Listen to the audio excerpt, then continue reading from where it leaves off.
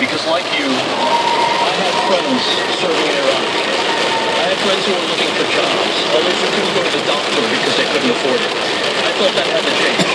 So I knocked on some doors, I registered voters, and I'm volunteering again because my friend Matt got a job at a Detroit car company that still exists, and Lauren can get the prescriptions that she needs.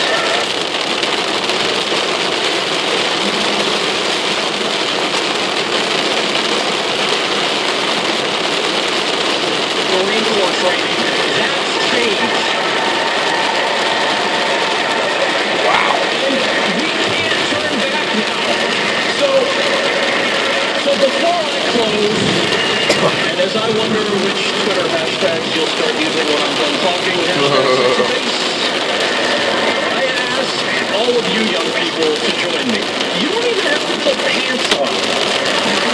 Go to commit.barackobama.com and register right there. And you know what? The oldies out there, you guys can do it too, okay? Let's keep fighting for a president who has never stopped fighting for us. Go online, find your local campaign office, call your friends, call some strangers, volunteer. That's how we're going to win this thing. Now, I really enjoyed listening to Ron's speech, but he's a mayor now, so he can't use four-letter words. But I'm no mayor, so I've got one for you. Vote. Thank you very much. Dr. Cal Penn is a former associate director in the White House Office of Public Engagement.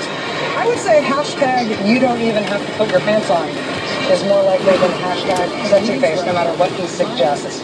We're getting very close to the keynote speaker tonight. At the 2004 Democratic Convention in Boston, the keynote speaker famously was an Illinois state senator named Barack Obama, then just 42 years old.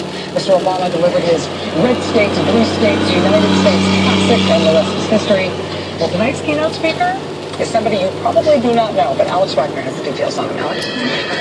Thanks, Rachel. Tonight, San Antonio Mayor Julian Castro will become the first Latino to deliver the primetime keynote address at a Democratic convention.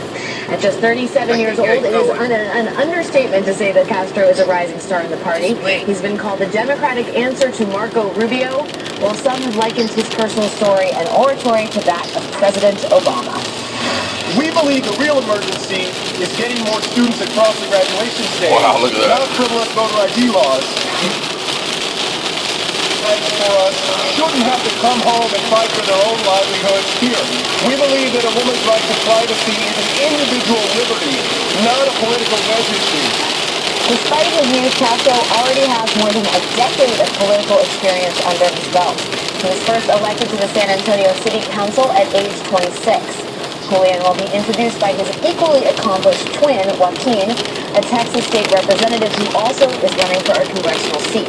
The twins were raised by their grandmother and their mother, Rosie, who was a Mexican-American civil rights organizer in Texas in the 1970s. Both brothers went on to graduate from Stanford and Harvard Law, an accomplishment Julian Castro says is owed in part to affirmative action, of which he remains, quote, a strong supporter. By choosing Castro to deliver the keynote, Democrats are once again trying to gin up the Latino vote, and understandably so. In 2008, President Obama won the Latino vote by 36 points.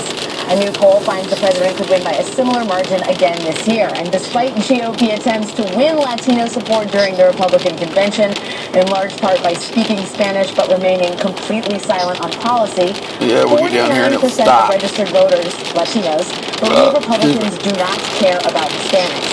Another 23% say that Republicans are hostile towards Hispanics.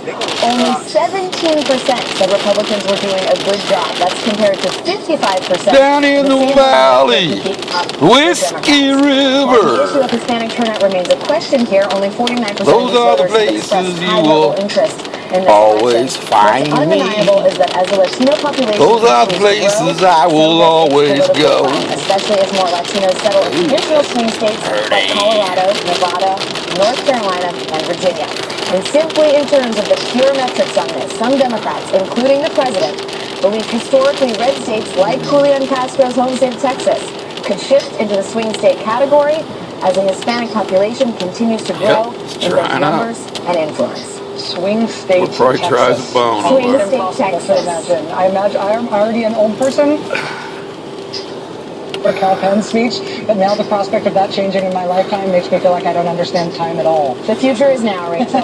Thank you, Alex. Thanks. All right, coming up next is Lilly Ledbetter, namesake for President Obama's first legislative success, the Lilly Ledbetter Fair Pay Act, and still ahead, First Lady Michelle Obama and Julian Castro, who we just heard about from Alex. You're watching MSNBC's live coverage of the Democratic Convention. Stay with us.